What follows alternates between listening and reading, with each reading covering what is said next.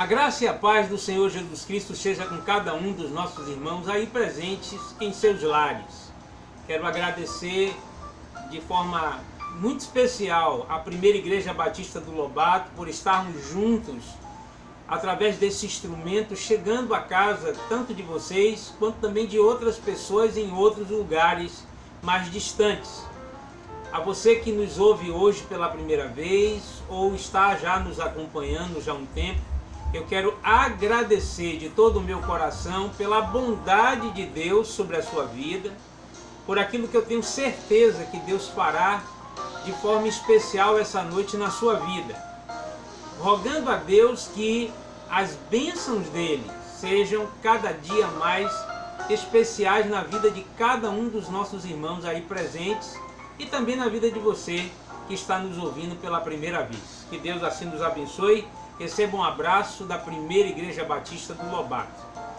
Quero também pedir a você que também nos ouve, assim como os nossos irmãos que ainda não fizeram suas inscrições, faça sua inscrição no canal. Ela é fácil de ser feita. Está aí no vídeo, você rolando um pouco para baixo, você vai ver uma letra escrita em vermelho. Inscreva-se. Aí você clica nesse lugar e a inscrição ela é gratuita. Tá? A palavra de Deus chegará a você sem nenhum custo. Que Deus assim te abençoe. E sem mais nem longas, nós vamos estar fazendo a leitura do texto essa noite que Deus separou de forma especial para as nossas vidas. Quero que os irmãos abram a palavra do Senhor no Evangelho de João, no capítulo 4 do Evangelho de João, no verso 40, do verso 46 ao verso 51 do versículo, do verso 46 até o verso 51 desse capítulo. Todos devem ter achado, então vamos fazer então a leitura. Prestem atenção à leitura do texto. Segunda vez Jesus a Caná da Galileia, onde da água fizera vinho, e havia ali um oficial do rei, cujo filho estava enfermo em Cafarnaum. Ouvindo este que Jesus vinha da Judéia para a Galileia, foi ter com ele e rogou-lhe que descesse e curasse o seu filho, porque já estava à morte. Então Jesus disse: se não virdes sinais e milagres, não crereis. E disse-lhe o oficial: Senhor, desce antes que meu filho morra. E disse-lhe: vai, o teu filho vive. E o homem creu na palavra que Jesus disse e partiu. E descendo ele, logo saíram-lhe ao encontro os seus servos. E eles anunciaram, dizendo: o teu filho vive. Vamos orar. Santo Deus, eu quero te agradecer por esta palavra. Te louvamos, ó Deus, pela oportunidade de poder ouvir o Senhor, ouvir a voz do teu Espírito em nosso coração. E nós queremos declarar a nossa vida completamente nas mãos do teu Santo Espírito, para que possa falar profundamente ao meu coração e, por consequência disso, ao coração de todos os nossos ouvintes e irmãos em Cristo que estão aí em seus lares. Pai, eu quero te pedir em teu nome que, por sua graça infinita, todo conhecimento que eu possa ter, ou profundo, ou mero a respeito da teologia, que o Senhor possa colocar esse conhecimento em tuas santas mãos e, a partir disso, poder chegar ao coração do teu servo e também ao coração dos teus servos que aí estão presentes em seus lares. Que a bênção do Senhor possa alcançar as nossas vidas de maneira especial. E tudo isso nós te pedimos em nome de Jesus. Amém. Bom, nós queremos nesta noite falar de uma maneira especial aos irmãos de algo que era muito importante na vida de Jesus, né? Jesus ele ele tinha por base principal da sua vida que tudo aquilo que ele tinha de maior gosto na sua vida era falar da palavra do Senhor, né? Era falar de Deus. Ele chegou em um determinado momento e disse aos seus discípulos: olha, eu vim para fazer a vontade do meu Pai que está no céu.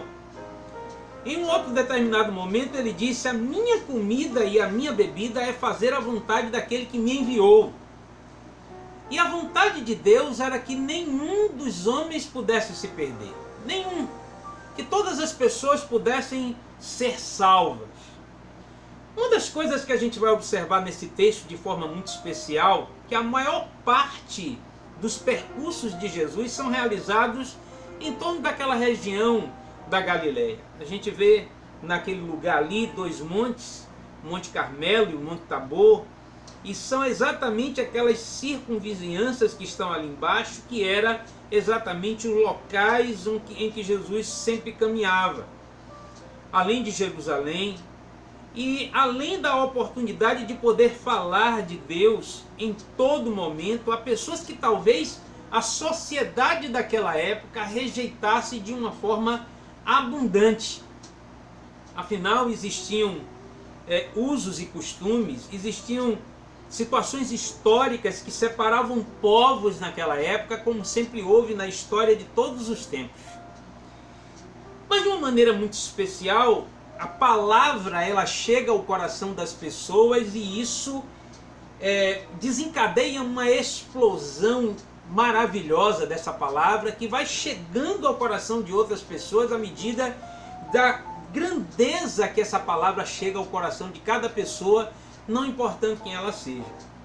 Interessante que os irmãos observaram que eu fiz no final do louvor da primeira parte desse culto, eu fiz a leitura daquele texto inicial do capítulo 4, a partir do verso 11, que vai contar a história de Jesus que chega até o poço e está cansado, ele está fadigado do seu dia de trabalho, estava com fome, seus discípulos tinham saído para comprar comida, ele estava com sede.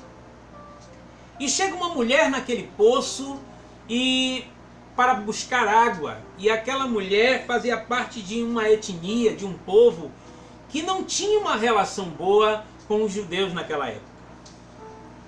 E a primeira coisa que Jesus fez foi não olhar essa diferença. Jesus ele ia na contramão de todas as coisas que impediam que o amor de Deus pudesse chegar ao coração das pessoas.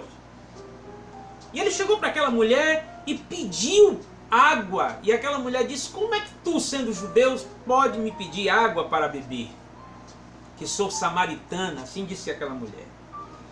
Então, desencadeou ali uma relação, uma conversa muito boa entre Jesus e aquela mulher, que fez com que desta relação essa pessoa pudesse conhecer profundamente o amor de Deus. De maneira tal que Deus naquele dia revela algo que talvez estivesse guardado a 7 chaves no seu coração e de que aquilo fosse o motivo pelo qual aquela mulher estava afastada completamente da vontade de Deus. Preste atenção, não que aquela mulher não pudesse ter conhecimento da história do seu povo, não que ela não reconhecesse que aquela fonte de água foi um dia feita por Jacó, que tinha dado a seus filhos, e que aquelas pessoas usufruíam daquela água até os dias presentes.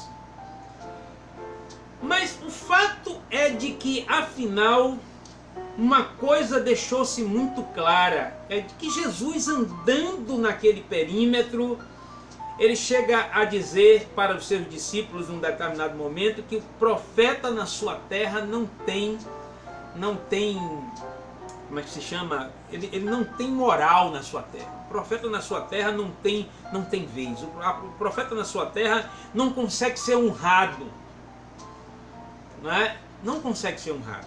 E Jesus sabia muito bem disso, porque tendo nascido e morado e se criado em Nazaré, apesar de tudo isso, Jesus tinha feito milagres, muito poucos milagres, mas milagres grandes naquela cercania. Vocês vão encontrar isso referido em Mateus capítulo 13, versos 54 a 58. Porém, observamos uma coisa no meio daquelas pessoas que ali estavam, e havia uma aglomeração de pessoas todas as vezes que Jesus andava. Jesus promovia na vida da sociedade que ali estava um alvoroço. Onde Jesus estava, as pessoas queriam correr. Eu fico me imaginando aquele texto que fala da história de homens como, por exemplo, a vida como é que chama? De João, de Marcos, tanto de Paulo quanto dos demais que foram aos poucos conhecendo o poder de Deus e que aos poucos foram tendo uma relação estreita com a verdade que os transformou. E de repente a vida, por exemplo, de Zaqueu, que era um homem bem pequeno, que teve que subir numa árvore, tanto era a multidão que cercava Jesus que o apertava de todos os lados. Mas uma das coisas que marca o fato dessas pessoas irem até Jesus, dois aspectos ficam muito bem claros. É que ele curava os enfermos, ele fazia milagres, e aquilo falava profundamente aos olhos daquelas pessoas que eram, a sua grande maioria, religiosos. O religioso, ele vive do que vê. O religioso vive da movimentação do culto. O religioso, ele vive daquilo que ele pode ser proporcionado ou que se pode proporcionar às suas emoções, não é? E isso era uma grande realidade. É tanto que entre um dos seus discípulos, pelo menos a gente tem a história de Tomé, que quando Jesus terminou de sair, de falar com os seus discípulos, e as pessoas começaram a dizer que ele tinha ressuscitado, e ele disse: cadê? Que eu não estou vendo. Eu preciso ver as suas palmas, eu quero ver os furos, né? É como se ele pudesse dizer isso. Eu vejo, aquilo que eu vejo me faz crer. Quando na verdade nós devemos viver uma vida de fé. E a vida de fé não é uma vida de ver para crer, é uma vida de crer e poder experimentar as virtudes desse Deus poderoso que hoje, nesse momento, talvez não esteja na sua frente, mas a sua palavra pode fazer grandes mudanças na sua vida. Por isso o texto que nos foi proposto para essa noite vai dizer que era a segunda vez que ele chegava a Caná da Galileia, e ali ele faria um milagre. Mais um milagre num lugar onde ficava perto de Nazaré, onde ele não conseguiu fazer muitos milagres da maneira que ele gostaria, em que os poucos milagres que ele fez foram milagres grandiosos, mas ele não pôde fazer mais porque aquelas pessoas eram incrédulas. Essa é a grande verdade. A segunda coisa é de que as pessoas queriam estar perto porque queriam de alguma forma testar se de fato ele era o Messias. A gente vai observar isso em João 4, verso 25. Né? Ele vai dizer da seguinte forma: a mulher lhe disse: eu sei que o Messias, que se chama o Cristo, vem, e quando ele vier, anunciará tudo. Esta mesma mulher chega de repente e diz isso para Jesus. Então ela estava interessada em saber se de fato ele era ou não o Cristo, ou que de fato ele pudesse indicar quando pudesse vir. Então nesse texto especificamente, a gente vai observar que Jesus tinha conversado antes com uma mulher. E essa mulher era exatamente essa mulher samaritana. Ela estava no poço de Jacó. Ele inicialmente com aquela conversa, acabou que ela se converteu, porque ele disse algo muito profundo a respeito da vida dela. E olha, eu vou lhe dizer uma coisa: quando a gente tem uma relação com Deus, quando nós ouvimos a palavra do Senhor, quando nós notamos nas coisas mínimas que Deus vai falando em cada texto, nós começamos a encontrar uma série de situações na nossa vida que nos faz refletir sobre a responsabilidade de mudanças importantes na nossa própria vida. Sabe? Uma das coisas que a gente vai observar na vida daquela mulher é que após a sua conversão, ela imediatamente corre à cidade para anunciar e testemunhar desse Cristo, desse Messias que ela pôde de fato ver com seus olhos, e ele anunciou. Ele chega a dizer para ela da seguinte forma: eu sou eu que falo contigo.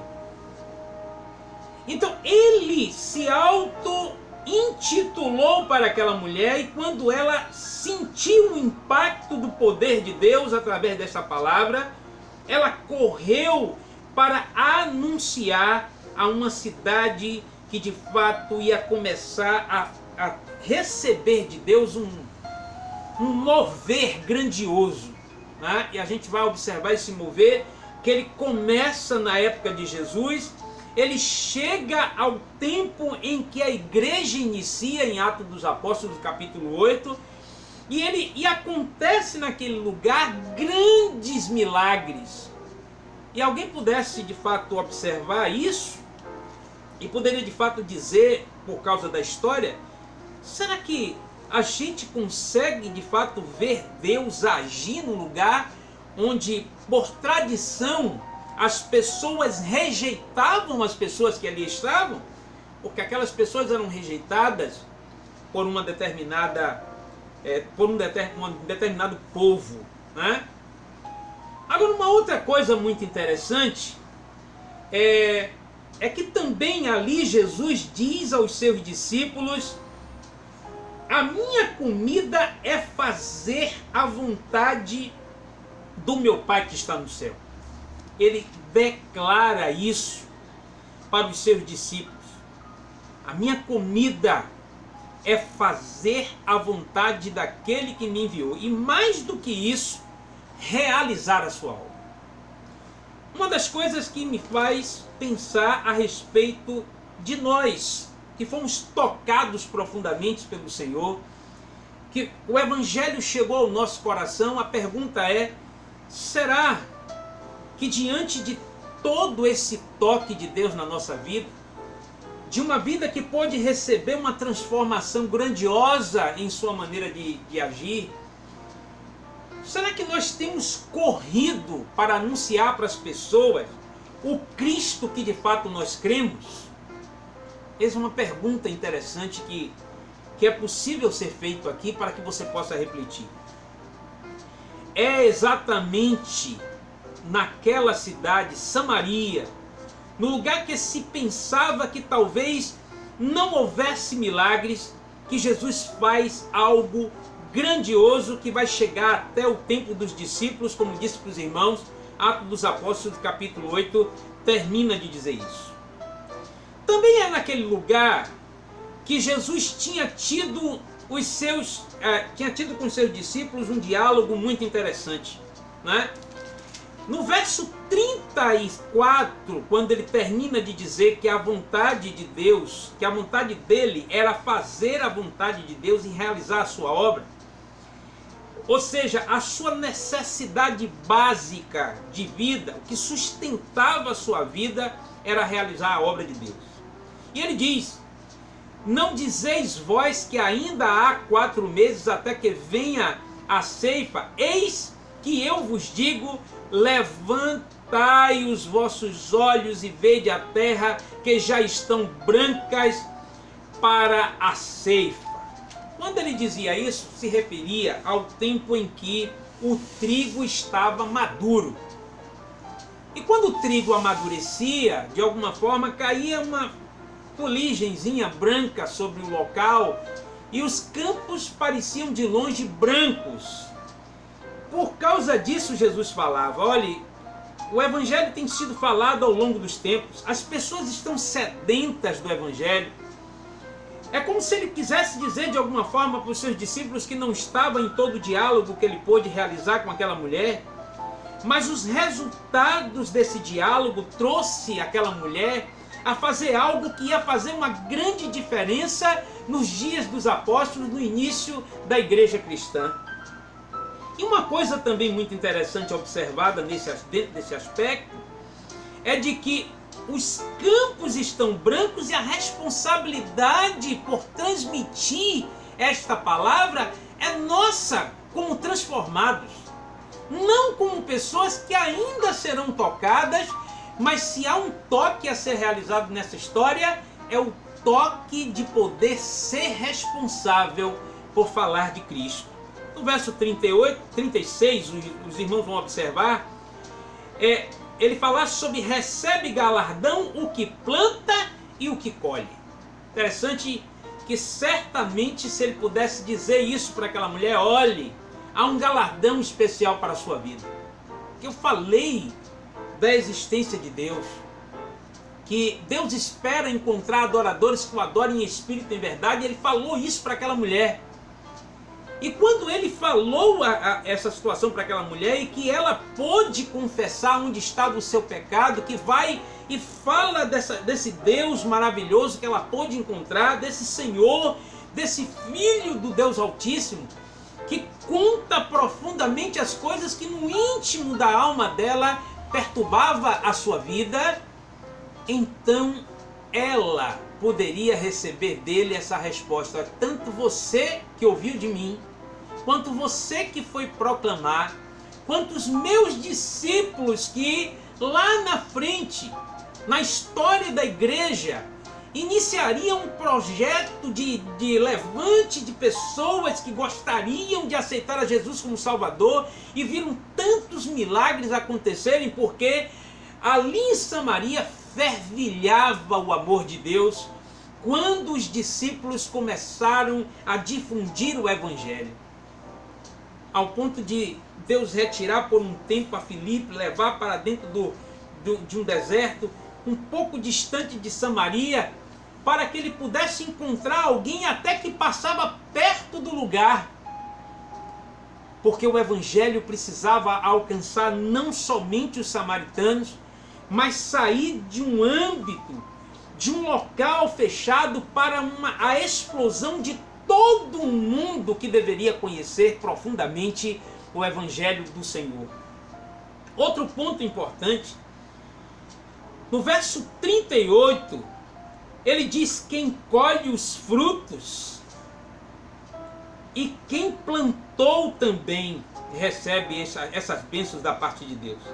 Assim, verso 39, os que se salvaram em Samaria foi fruto do testemunho vivo daquela mulher, porque no verso 39, 38, ele vai dizer: e eu vos enviei a ceifar aonde vós não trabalhais. Outros trabalharam e vós entraste no seu trabalho. E aí ele vai dizer o seguinte: e muitos dos samaritanos daquela cidade creram nele, pela palavra daquela mulher que testificou, disse-me tudo quanto tenho feito. Assim ela disse para aquelas pessoas. Então este é o Evangelho que Deus espera encontrar no meio da sua igreja. De pessoas que foram transformadas pelo poder de Deus, mas que elas conhecem muito bem a importância de poderem dar as suas vidas para alguém que de fato se faz compreender pela fé, Filho de Deus, Senhor da vida, aquele que transforma, aquele que cura, aquele que regenera, aquele que refaz os nossos caminhos, e o nome dele é o Senhor Jesus Cristo, né? Outro ponto que eu gostaria de falar aos irmãos, e muito importante, é de que outros haverão de crer. Por isso que eu fiz questão de lembrar da história do eunuco. Apesar de pegar fogo o Evangelho, né? Quando eu digo pegar fogo, estou falando de uma forma figurativa. Apesar de saber que o Evangelho naquela cidade chegou de maneira tal que Deus esperava de fato encontrar vidas profundamente transformadas, mas também dispostas a colherem aquilo que foi plantado para alguém, que foi chamado para esse trabalho, para o bom desenvolvimento do reino de Deus. Eu quero que você pare para pensar nesse momento nas coisas que foram ditas. Essa palavra ela vai continuar na próxima quinta-feira. Eu quero convidar você a não perder esta palavra, que ela há de continuar na quinta-feira. Mas eu quero que você guarde no seu coração de que o Senhor encontrou naquele lugar alguém pelo qual, por conta de uma mulher, um segundo milagre grandioso aconteceria naquele lugar. Porque o texto vai dizer que Jesus novamente fez este segundo milagre quando ia da Judéia para a Galiléia. Então, como é importante para cada um de nós como cristãos entender a responsabilidade que nós temos diante do Senhor, de falar do Evangelho, de em meio às situações das quais nós estamos passando. Talvez você não possa nesse momento sair da sua casa, mas você pode utilizar a ferramenta do WhatsApp para falar de Jesus para as pessoas, para mandar um versículo, usar seu telefone para telefonar para alguém e dizer para essa pessoa que Deus está disposto a chegar no coração dessa pessoa e consolá-la num momento tão difícil.